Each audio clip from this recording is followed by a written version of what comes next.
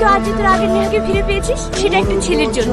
কে সে জানি, ফেরেশতার মতো এসে আমার সমস্ত ভুলগুলোকে ভাঙিয়ে দিয়েছে। তাহলে তো আমাদেরকে ওই ছেলেটাকে অনেক ধন্যবাদ জানানোর দরকার।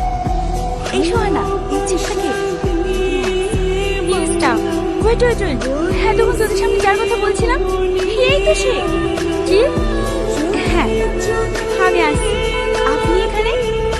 আমি এই কোম্পানির নিউ এমপ্লয়। এখানে? আমি তো এই কোম্পানির মালিকের মেয়ে। সরি ম্যাম, হতে পারেনি। Call me Neha. সবুজ। আপনাকে অনেক ধন্যবাদ। হঠাৎ ধন্যবাদ কেন? আমার প্রাণ বাঁচানোর জন্য। আজ আমি বেঁচে আছি শুধু আপনার জন্য। আরে না না। লেডিস এন্ড জেন্টলম্যান, আজকের এই শুভ সন্ধ্যার পার্টি যে কারণে রাখা হয়েছে এটা হলো কোম্পানি সমস্ত ম্যানেজিং দায়িত্ব আমার একমাত্র মেয়ে নেহার উপর ছেড়ে দিচ্ছি। তাই আজ থেকে আপনাদের নতুন এমডি মিস নেহা।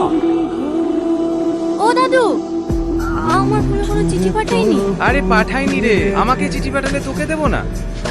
দেখ, তোকে আগেও বলেছি এখনো বলছি, ও চাকরি পেয়েছে, ও হয়তো বদলে গেছে। এই এমন কথা বলো না দাদু, ও ছাড়া আমার কেউ নাই। আমার ভুলো বদলাতে পারে না। কতজনকে বদলাতে দেখলাম, শুধু ভোলাকে দেখলেই হয়। ও এখন চাকরি পেয়েছে, এর পিছনে কত ভালো ভালো মেয়ে ঘুরবে, ওর কাছে কি দেখে আসবে?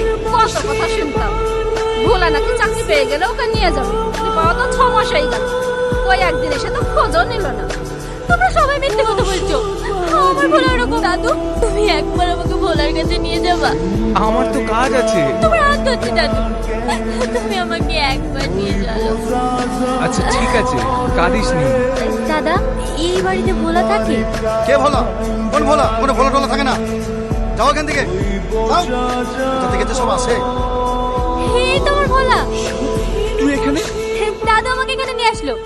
গ্রামের সবাই বলছিল